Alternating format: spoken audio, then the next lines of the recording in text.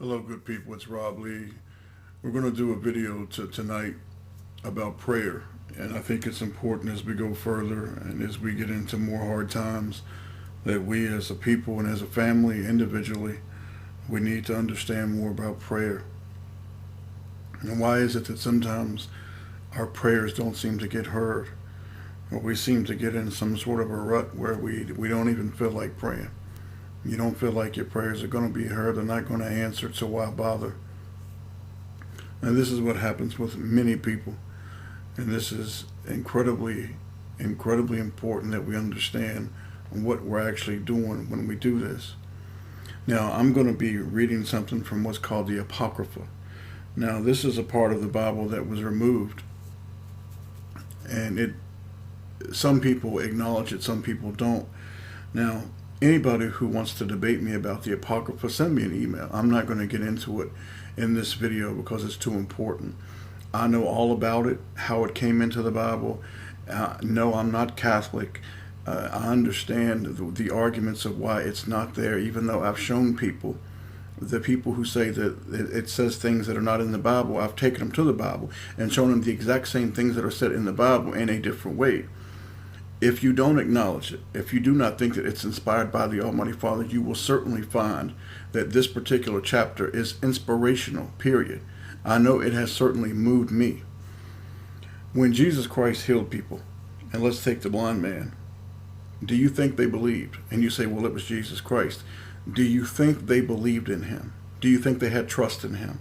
Did they believe he's going to heal me? He can heal me. He can give this to me. He can do this for me. You know, many people, when it comes to prayer, it's like playing the lottery. And no, I'm not telling you to play the lottery. I'm simply telling you that, you know, many people will talk about winning the lottery, but they never actually go play. And that's how it is with prayer. You know, it's people who are in the desert. They need water, but they'll never go ask for it, or they'll never go try to find it. Let's go ahead and let's read, and then we're going to get into this because this is important. I want you to understand. In the past couple of weeks, the Father had to take me aside and chastise me because I seem to have lost my way. And I need to get back on the right path of what I'm called to do. I appreciate you being here. And let's go ahead and let's read. And this is called Ecclesiasticus. And this is in the Apocrypha. And we're going to read from chapter 2. And then we're going to read some other verses. But I think you will find that this will move you and help you to understand more about prayer and your Father. Verse 1, my son, if thou come to serve the Lord, prepare thy soul for temptation. 2, set thy heart aright and constantly endure, and make not haste in time of trouble. Cleave unto him, and depart not away, that thou mayest be increased at thy last end. Whatsoever is brought upon thee, take cheerfully, and be patient when thou art changed to a low estate. For gold is tried in the fire, and acceptable men in the furnace of adversity. Believe in him, and he will help thee. Order thy way aright, and trust in him. Ye that fear the Lord, wait for his mercy, and go not aside, lest ye fall. Ye that fear the Lord, believe him, and your reward shall not fail. Ye that fear the Lord, hope for good, and for everlasting joy and mercy. Look at the generations of old, and see, did ever any trust in the Lord, and was confounded? Or did any abide in his fear, and was forsaken? Or whom did he ever despise, that called upon him? For the Lord is full of compassion, and mercy, long-suffering, and very pitiful, and forgiveth sins, and saveth in time of affliction. Woe be to the fearful hearts, and faint hands, and the sinner that goeth 2 ways. Woe to the fearful hearts and faint hands, and the sinner that goeth 2 ways. Woe unto him that is faint-hearted, for he believeth not. Therefore shall he not be defended. Woe unto you that have lost patience, and what will you do when the Lord shall visit you? Again, 14. Woe unto you that have lost patience, and what will ye do when the Lord shall visit you? They that fear the Lord will not disobey his word, and they that love him will keep his ways. They that fear the Lord will seek that which is well pleasing unto him, and they that love him shall be filled with the law. They that fear the Lord will prepare their hearts and humble their souls in his sight, saying, we will fall into the hands of the Lord, and not into the hands of men. For as his majesty is, so is his mercy.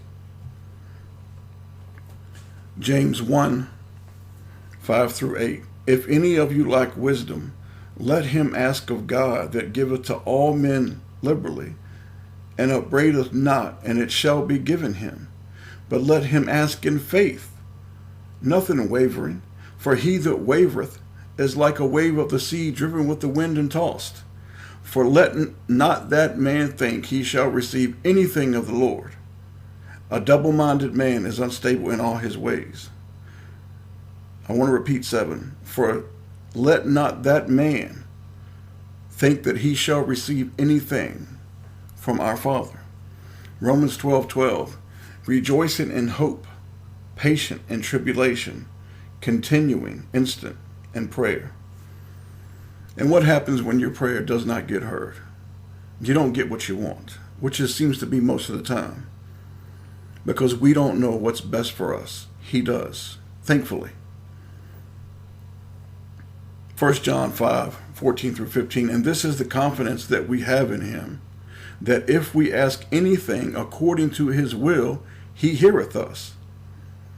15. And if we know that he hear us, whatsoever we ask, we know that we have the petitions that we desired of him. That when you pray, you should believe that you are going to get everything that you have prayed for, unless you are praying for something lustful from the devil. You should expect your Father to give it to you. And if you do not expect your Father to give it to you, the odds are you're not going to get it. Many people give up before they even pray. Think how offensive this is to your Father, because it says, I doubt you. I don't trust you. I have no real faith in you.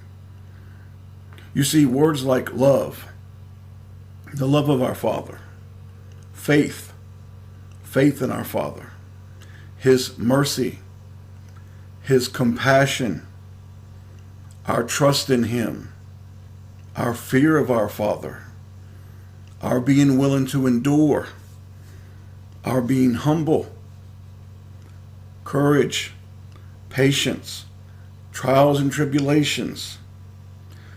You see, these are not just words, folks. They're not just letters. They're life. We must be willing to give it all to him. You can't give half of yourself, a quarter, even 3/4 to your Father. You have to give it all. Everything that's in you, you have to give it to him. And if you can't do that, you're not going to make it. You got to be willing to give everything that is you, has to go in, everything. Then you can expect to, and should expect to be heard. Nothing or no person can come before your Father ever. Ever. Not your mother, your brother, your family, your sister. Nobody can come before your Father. Ever. In the name of Jesus Christ.